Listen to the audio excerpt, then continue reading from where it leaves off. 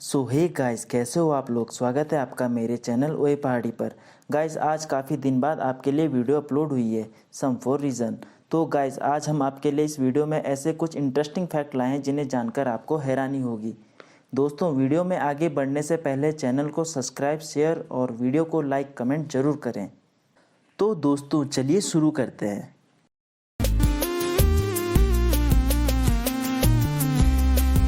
दोस्तों, आपने आइंस्टाइन का नाम तो सुना ही होगा और उनके दिमाग की चर्चा भी सुनी हुई होगी।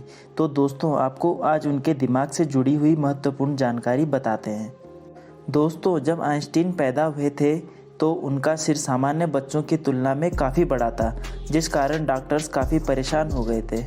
दोस्तों, उस ज़माने में मेडिकल साइंस उतना डेवलप नहीं था कि इस बड़े सिर का कारण जाना जा सके। दोस्तों, आइंस्टीन बचपन से ही काफ़ी शर्मीले थे, जिस कारण वह बड़ी उम्र तक कुछ नहीं बोलते थे।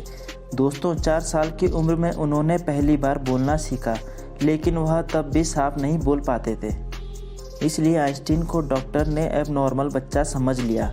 लेकिन दोस्तों, आइंस्टाइन के मरने के बाद पता चला कि उनका सिर इंसानों की प्रजाति में एक अजूबा सिर था। और दोस्तों, फाइनली उन्होंने 9 साल की उम्र में बोलना शुरू किया। दोस्तों, उनके पहली बार बोलने का किस्सा काफ़ी दिलचस्प है। दोस्तों, जब एक बार उन्हें खाना खाते हुए सूप गर्म लगा तो उन्होंने बोला, सूप बहुत गर्म है। यह सुनकर उनके माता पिता बेहद खुश हुए और फिर उनसे पूछा कि अब तक वह कुछ क्यों नहीं बोलते थे। तो आइंस्टीन का जवाब था, अब तक तो सब कुछ सही था, इसलिए वह कुछ नहीं बोलता था। और दोस्तों, जब आइंस्टीन की मृत्यु हुई तो आपको यह जानकर हैरानी होगी कि वैज्ञानिकों ने उनके दिमाग के 200 टुकड़े किए थे। आइंस्टीन के मरने के बाद बिना उनके परिवार की सहमति के बिना डॉक्टर थॉमस हार्वे ने उनका दिमाग उनकी खोपड़ी से अलग निकाल लिया और हॉस्पिटल के मनाने के बावजूद भी इसे नहीं लौटाया। करीब 20 सालों तक इसे ऐसे ही रखा गया और लगभग 20 साल बाद आइंस्टीन के बेटे हेनस अल्बर्ट की अनुमति के बाद उन्हें आइंस्टाइन के दिमाग पर अध्ययन शुरू किया।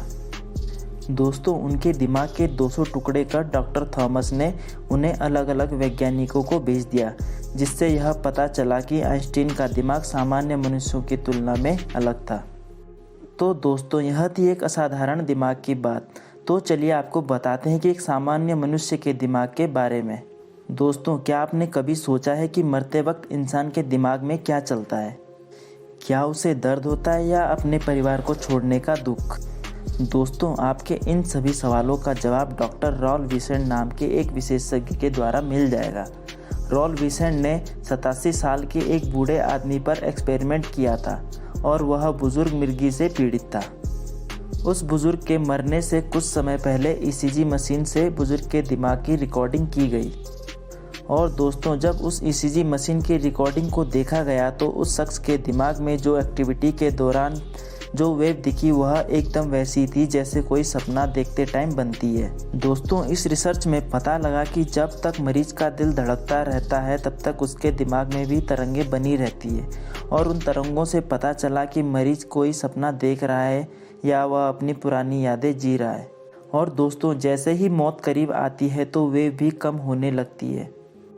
दोस्तों, क्या आप जानते हैं कि आखिर बियर की बोतलों का रंग ब्राउन और ग्रीन ही क्यों होता है? दोस्तों, अगर आप नहीं जानते हो तो बेहद दिलचस्प है इसका कारण, जो हम आपको बताएंगे।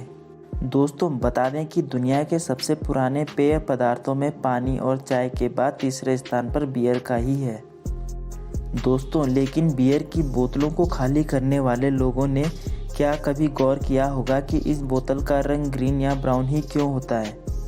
तो दोस्तों, इसका कारण यह बताया जाता है कि प्राचीन मेसोपोटामिया की सुमेरियन सभ्यता के समय से ही बियर का इस्तेमाल कर रहे हैं। तो दोस्तों, माना जाता है कि हजारों साल पहले बियर की पहली कंपनी मिस्र में खुली थी। तब बियर की पैकिंग ट्रांसपेरेंट बोतलों में होती थी। फिर पाया गया कि सफ़ेद बोतलों में पैक करने से बियर के एसिड को सूर्य की किरणों से निकलने वाली अल्ट्रावायलेट किरणें खराब कर देती है, जिस कारण बियर में बदबू आने लगती थी और लोग नहीं पीते थे। और दोस्तों, बियर बनाने वालों ने इस समस्या को सुलझाने के लिए बियर के लिए भूरे रंग की परत चढ़ी बोतल चुनी और यह तरकीब काम भी आ गई। और दोस्तों, इन बोतलों में सूर्य की किरणों का कोई असर नहीं पड़ा और बंद बियर खराब नहीं हुई। और दोस्तों हरी बोतलों को इस प्रकार चुना गया जब दूसरे विश्व युद्ध के दौरान भूरे रंग की बोतलों का अकाल पड़ गया था। तब ऐसे में बियर निर्माताओं को ऐसे रंग का चुनाव करना था जिस पर सूर्य की किरणों का बुरा असर न पड़े, और तब हरे रंग को भूरे रंग की जगह चुना गया। और दोस्तों इसके बाद बियर हरे रंग की बोतलों में भी भरकर आने लगी। दोस्तों क्या आपको पता है कि धरती का सबसे महंगा पदार्थ क्या है? दोस्तों अगर आपको नहीं पता है तो चलिए हम आपको बताते हैं।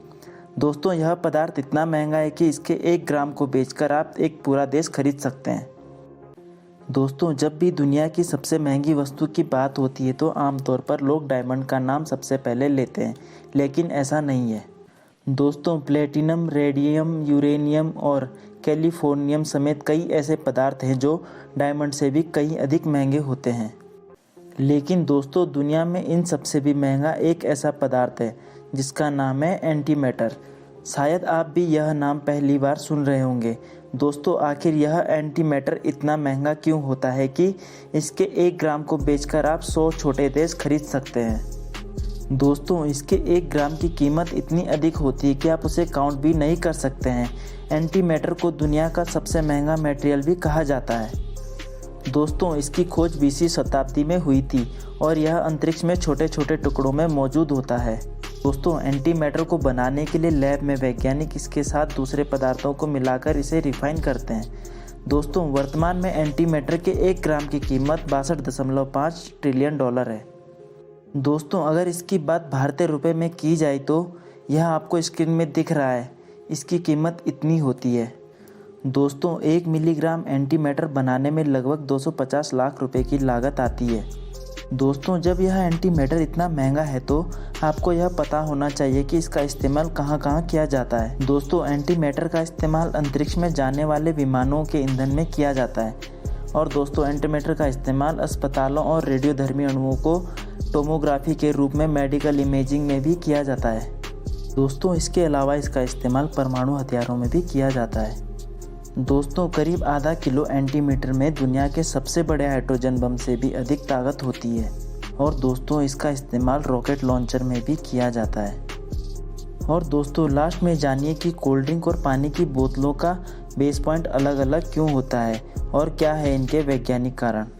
दोस्तों कोल्ड ड्रिंक या पानी की बोतल अक्सर हम खरीदते हैं और पीते भी हैं, लेकिन बहुत कम ऐसा होता है कि इनकी छोटी छोटी चीज़ों पर हम ध्यान दें।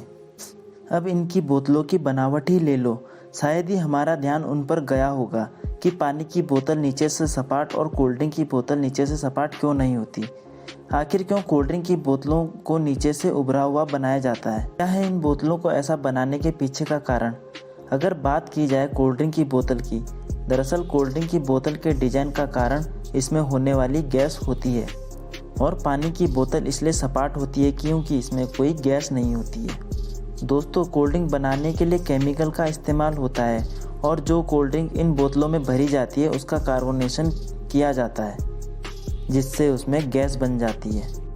दोस्तों कई बार हम कोल्ड ड्रिंक की बोतलों को सफ़र में लेकर भी चलते हैं या घर पर लाकर कहीं भी रख देते हैं।